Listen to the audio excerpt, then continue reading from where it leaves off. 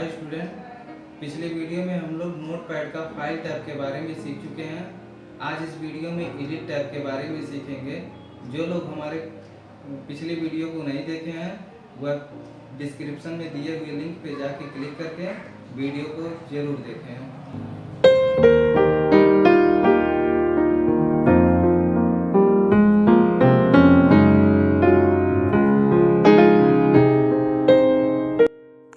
हम लोग आ चुके हैं कंप्यूटर के मेन स्क्रीन पे।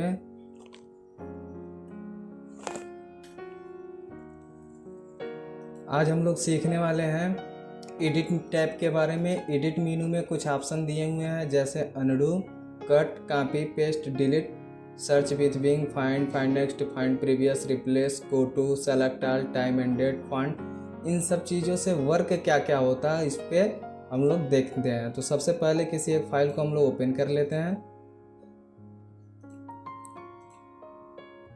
चलिए, कुछ लिखा हुआ फाइल हम लोग को मिल चुका है। अब यहाँ से हम लोग शुरू करते हैं अनडू ऑप्शन का प्रयोग। अनडू ऑप्शन से क्या होता है कि सपोज दैट अगर कुछ वर्ड हमारी डिलीट हो गई है या कुछ वर्ड में करेक्शन हो गया, गलत हो गया है, सपोज दैट इस वर्ड को हम डिलीट कर देते हैं। कीबोर्ड से हम डिलीट बटन को प्रेस कर रहे हैं या टेक्स्ट डिलीट हो चुका है। अब यह डिलीट किया हुआ टेक्स्ट है, यदि वापस लाना है तो हम एडिट ऑप्शन में आएंगे, अनडू ऑप्शन पर क्लिक करेंगे। दूसरी चीज़ इसकी शॉर्टकट की होती है कंट्रोल बटन के साथ जेड बटन को प्रेस करना।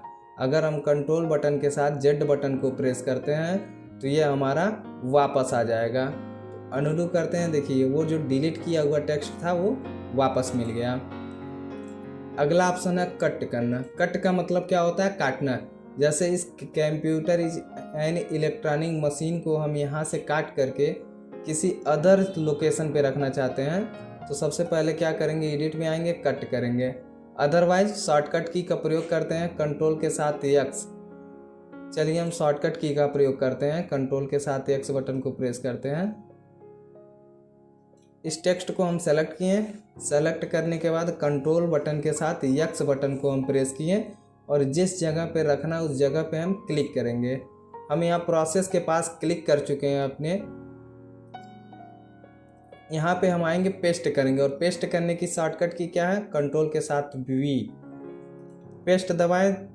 ध्यान दीजिए कि यहाँ कंप्यूटर इलेक्ट्रॉनिक मशीन आ चुका है।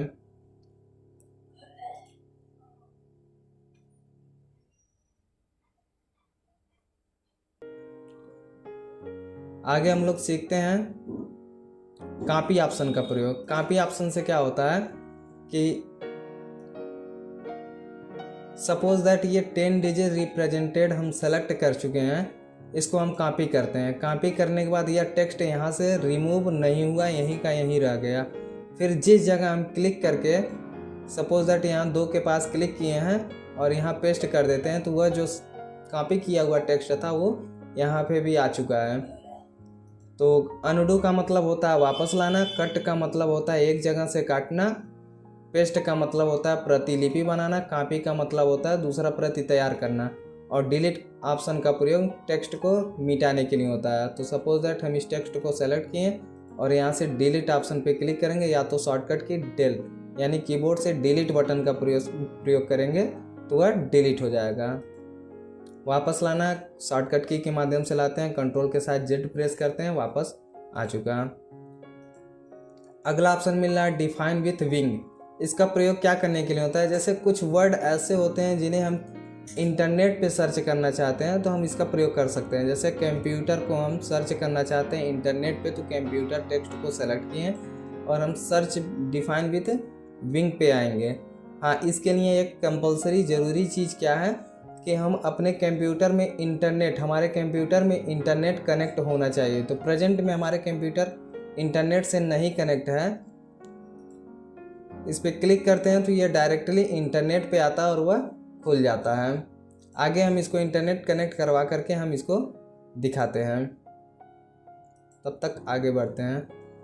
फाइंड ऑप्शन का प्रयोग। फाइंड ऑप्शन का प्रयोग होता है किसी टेक्स्ट को खोजने के लिए। जैसे हम यहाँ फाइंड पे सर्च किए और यहाँ हम खोजते हैं कंप्यूटर टेक्स्ट को।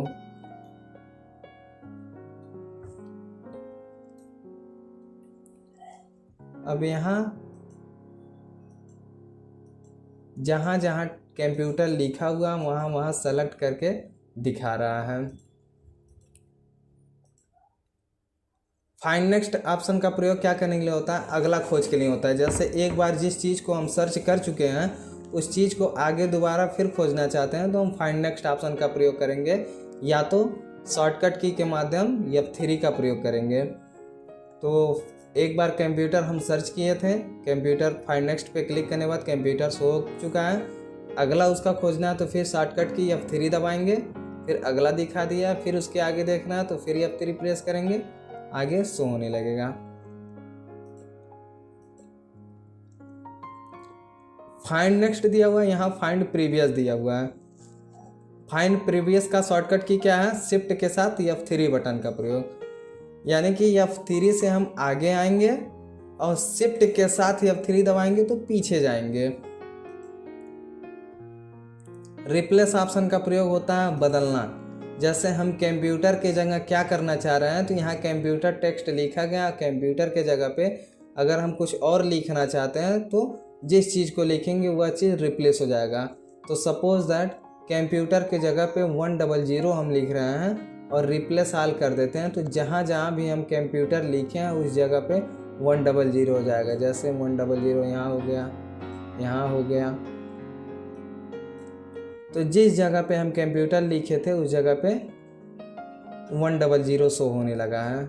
इसको वापस से सुधार करने के लिए हम क्या करेंगे? सबसे पहले जो हम कंप्यूटर में लिखे हैं उसको सर्च करेंगे तो 100 है और यहाँ 100 के जगह पे फिर हम कंप्यूटर टाइप करेंगे,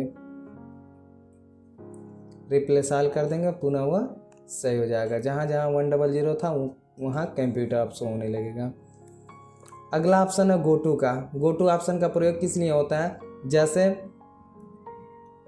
यहाँ कुछ लाइन लिखा गया है और हम किसी लाइन पे जाना चाहते हैं तो यहाँ हम टाइप करेंगे। जैसे हम चौथे लाइन पे जाना चाहते हैं तो यहाँ 4 टाइप करेंगे और गो टू पे क्लिक करेंगे तो हम चौथे लाइन पे आ जाएंगे। अब ध्यान दीजिए हमारा कर्सर यहाँ चौथे लाइन पे आ चुका है। सेलेक्ट ऑल से क्या होता है? टोटल सेलेक्ट करने के लिए होता है। जैसे सेलेक्ट ऑल पे हम क्लिक करते हैं तो टोटल मैटर हमारी सेलेक्ट हो चुकी है और इसे हम चाहें तो एक बार में ही रिमूव कर सकते हैं। रिमूव करने के लिए वही डिलीट बटन प्रेस करेंगे तो डिलीट हो जाएगा टोटल, और वापस लाने के लिए कंट्रोल बटन के साथ Z प्रेस करते हैं, वापस मिल जाएगा।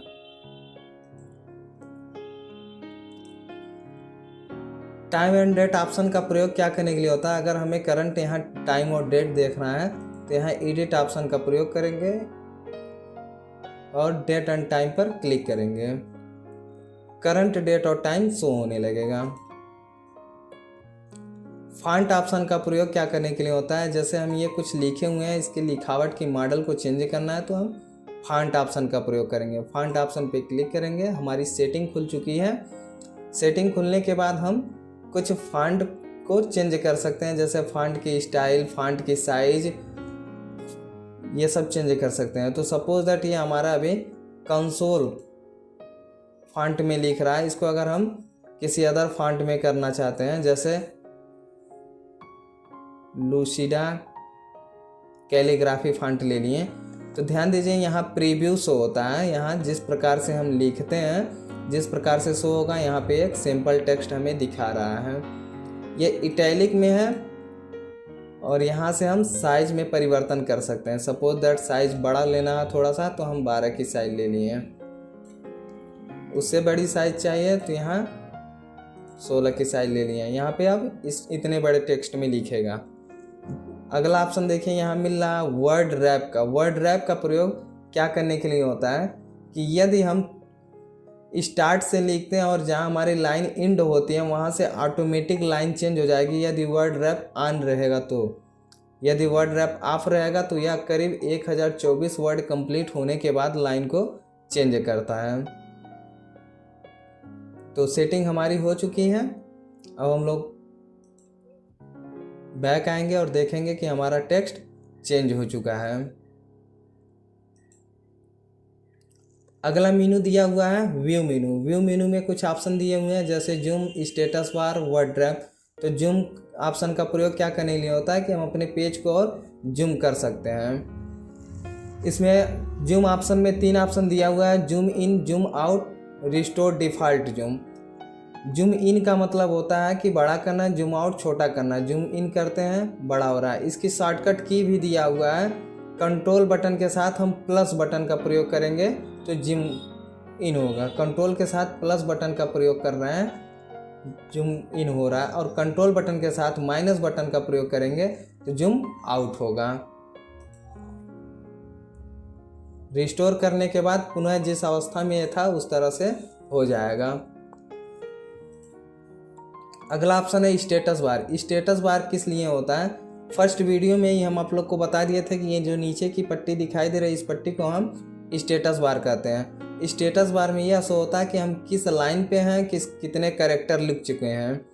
यहाँ से हम हाइड भी कर सकते हैं। स्टेटस बार हाइड हो गया। अगर स्टेटस बार पुनः लाना है तो इसी ऑप्शन पे क्लिक करेंगे, स्टेटस बार पुनः वापस मिल जाएगा। वर्ड रैप ऑप्शन हम पहले ही बता चुके हैं सेटिंग में। वर्ड रैप ऑप्शन का प्रयोग करने से हम आपको पहले बताए थे कि 1024 कैरेक्टर कंप्लीट होने के बाद लाइन को चेंज होती है। देखिए,